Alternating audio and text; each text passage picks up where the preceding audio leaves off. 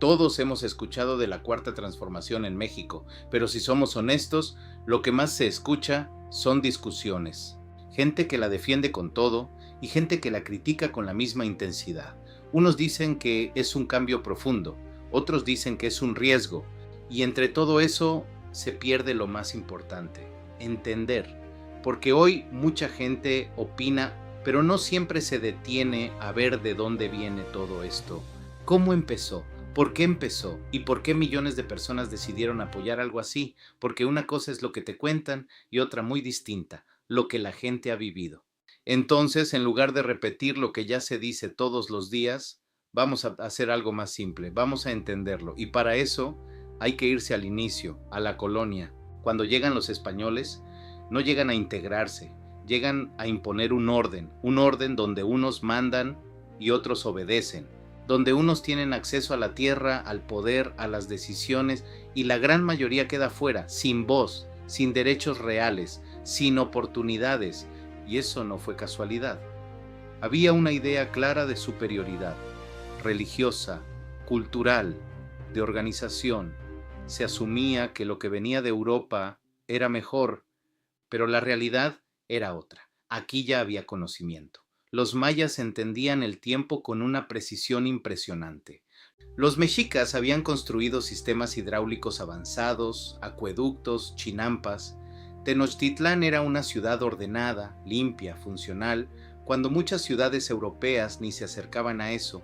Había estructura, había desarrollo, pero aún así se impuso un sistema donde unos quedaron arriba y otros abajo, y esa lógica no desapareció, se quedó, se volvió costumbre, se volvió sistema, se volvió forma de vida. Pasaron los años y esa desigualdad se volvió parte del país, hasta que después de siglos vino el primer intento de cambio, la independencia. Miguel Hidalgo levanta la voz en 1810 con el grito de Dolores y mucha gente lo sigue, campesinos, indígenas, gente que llevaba generaciones viviendo lo mismo. ¿Por qué? Porque había abuso, porque había desigualdad, porque ya no estaban dispuestos a seguir igual, porque llega un punto en el que la gente ya no aguanta más. Pero aquí hay que decirlo claro, la independencia rompe con España, pero no rompe con la estructura interna. Cambia quién manda, pero no cambia cómo se vive. Los de arriba cambian, pero los de abajo siguen igual. Y eso es algo que en México se repite. Se cambia el poder, pero no siempre se cambia la realidad. Después llega Benito Juárez y con él las leyes de reforma, un intento serio de poner orden en el país, separar la iglesia del Estado, quitar privilegios, crear un Estado más justo, y eso era necesario. Pero otra vez pasa lo mismo. Las leyes cambian, ¿no? Pero la vida de la gente no cambia igual, y la gente lo siente, porque la gente no vive en las leyes, la gente vive en la realidad. Y cuando la realidad no cambia, la inconformidad sigue, se acumula, y cuando se acumula, revienta y estalla la revolución.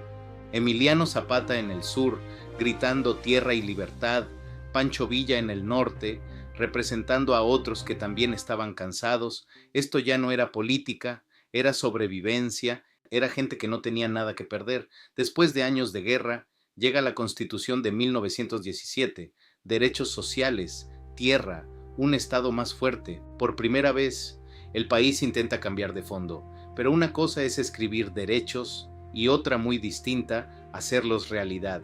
Y eso en México siempre ha sido el reto.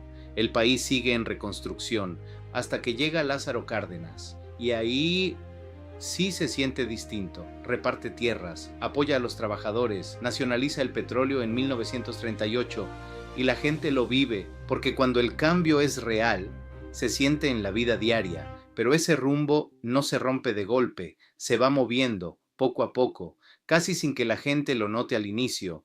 Con Manuel Ávila Camacho se modera, con Miguel Alemán se enfoca más en crecimiento económico. Empieza a crecer la cercanía entre el poder político y el poder económico. Más empresas, más industria. Y en teoría eso tiene lógica. Si hay más crecimiento, hay más dinero, hay más que repartir. Pero en la práctica no es tan simple, porque las empresas buscan generar ganancias, no necesariamente bienestar social.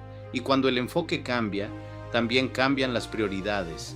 Y eso no pasa de golpe, pasa poco a poco hasta que un día ya es otro modelo. Y entonces llega 1968 y ahí el sistema se muestra tal como es. Estudiantes salen a la calle, piden apertura, piden participación y la respuesta es la represión en Tlatelolco. Y eso marca al país, porque deja claro algo muy fuerte, que el poder no iba a cambiar fácilmente. Y cuando la gente ve eso, ya no vuelve a confiar igual. A partir de ahí, la inconformidad ya no se esconde, crece, se acumula y sigue acumulándose durante años, hasta que llega otra crisis. José López Portillo promete abundancia petrolera, defenderé el peso como un perro, y termina en devaluación, deuda, crisis, y ahí el país cambia, no solo de gobierno, de lógica, y no pasa solo en México, pasa en todo el mundo. Se empieza a decir menos Estado, más mercado, y así entra el neoliberalismo, con Miguel de la Madrid, con Carlos Salinas de Gortari, con Ernesto Zedillo, privatizaciones, apertura económica, menos intervención del Estado. Se prometía modernizar el país, pero lo que mucha gente empezó a ver fue otra cosa: la riqueza concentrándose, las oportunidades desiguales y la mayoría trabajando más, ganando lo mismo, viendo que nada cambiaba. Y ahí empieza algo clave, no solo inconformidad, organización. En 1988, Cuauhtémoc Cárdenas rompe con el Partido Revolucionario Institucional, junto con Porfirio Muñoz Ledo. Y eso cambia el juego, porque por primera vez la oposición es real, no solo discurso, una opción real. De ahí nace el PRD. Y dentro de ese movimiento empieza a crecer una figura, Andrés Manuel López Obrador, desde Tabasco, defendiendo causas sociales, caminando comunidades, escuchando. Porque cuando un político escucha, la gente lo nota, y eso conecta hasta llegar a la Ciudad de México, y en el año 2000 gana la jefatura de gobierno, porque cuando un político escucha, la gente lo nota, y eso conecta. Ese fue el camino que lo llevó hasta la Ciudad de México, donde en el año 2000 gana la jefatura de gobierno, y ahí demuestra que se puede gobernar distinto, con programas sociales y atención directa a los más necesitados. Esa presencia constante lo convierte en una figura nacional. Pero entonces pasa algo clave: el desafuero en 2005, un intento claro de sacarlo de la contienda presidencial, y la gente reacciona, marchas, protestas, apoyo masivo, porque cuando la gente siente injusticia, responde, y no lo logran frenar, y eso lo fortalece aún más. Y entonces llega 2006, una elección cerrada, muy cerrada, y para millones no reflejaba lo vivido, y el país se tensa, el Zócalo lleno, Reforma llena durante semanas, gente durmiendo ahí, gente caminando kilómetros, porque cuando sientes que te quitaron algo, no te quedas en tu casa. Y aquí pasa algo clave: se rompe la confianza. Y cuando la confianza se rompe, ya no se recupera fácil.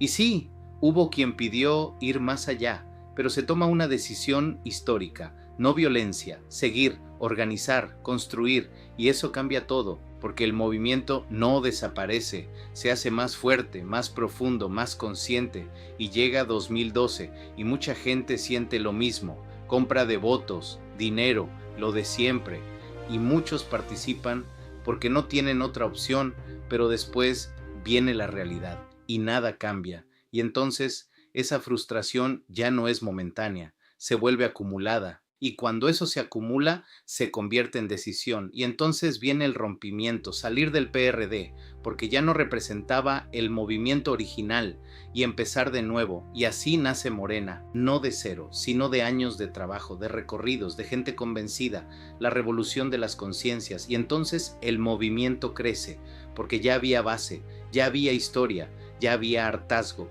Y entonces llega 2018, pero no llega de la nada, llega después de años, de lo mismo, después de 2006, después de 2012, después de ver que todo cambiaba, pero al mismo tiempo nada cambiaba. Y durante todo ese tiempo hubo alguien recorriendo el país, escuchando, hablando, construyendo, y eso fue creciendo en la gente, en la conciencia. Y cuando llega 2018, ya no era solo una elección, era una decisión colectiva. Y por eso el resultado fue tan claro, porque cuando la gente decide, se nota. No fue casualidad, fue acumulación, fue hartazgo y también esperanza. Y entonces comienza una nueva etapa, pero aquí es donde la historia importa, porque ya vimos esto antes. Después de Lázaro Cárdenas, cuando el rumbo no se rompe, se fue moviendo poco a poco, y hoy estamos en ese punto. Se habla del segundo piso, de continuidad, pero eso no se asume, se analiza, porque el equilibrio es complejo entre ayudar a la gente y fortalecer la economía, y México todavía tiene pendientes básicos, y eso no se puede ignorar.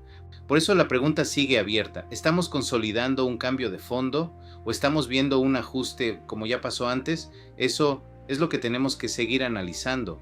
Te leo en los comentarios. Aquí no gritamos, aquí analizamos. Suscríbete.